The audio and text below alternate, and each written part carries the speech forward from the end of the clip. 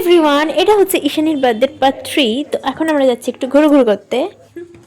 এটা আমার বোনের, আমার নয়। আমি জাস্ট পরে ঢং করছি। এখন আমরা এখন বসে আছি, তারপর আমরা যাবো রেস্টুরেন্ট। ভাল লাগে না, ভাল লাগছে না, সেই সকালে বেরিয়েছি, মুখ টুক কিরকম একটা হয়ে গেছে, কিন্তু তাও সুন্দর লাগছে।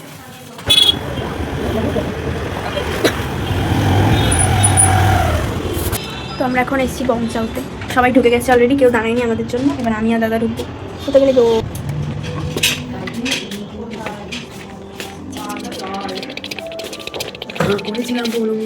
ওটাই তুলে নিয়েছি। পড়াশোনা করছে, দাদা বসেছে বই পড়তে। চলো এবার মেনু কার্ড পড়া যাক।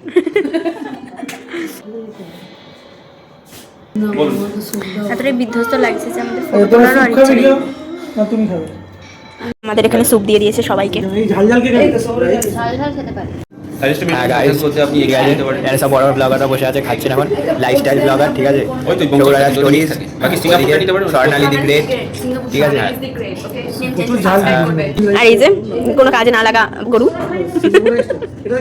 এই যে এই আইটেমগুলো আবার এসছে। দিদি দাদার স্যুপটাও খেয়ে নিচ্ছে। হ্যাঁ, আর দিদি এমন যে দাদার স্যুপটাকে খেয়ে নিচ্ছে, টেস্ট করে করে দেখছে দুজনের।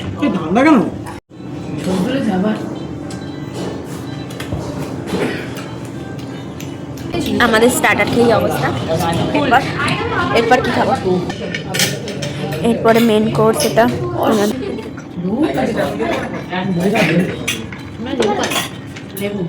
আমি রান্না জানি। এরপর আমরা খাচ্ছি রাইস আর চিলি চিকেন। তো আবার দু ধরনের, এই একটা ধরন, এই একটা রকম।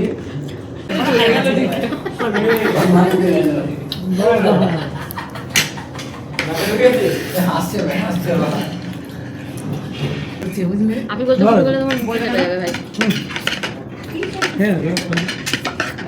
আমি এখন জ্ঞান দিতে বসেছি। ওকে, হাসি হচ্ছে জীবনের একটা পার্ট। না এত জ্ঞান দেবে না, শাট আপ। আমি এখন জ্ঞান দিচ্ছি না।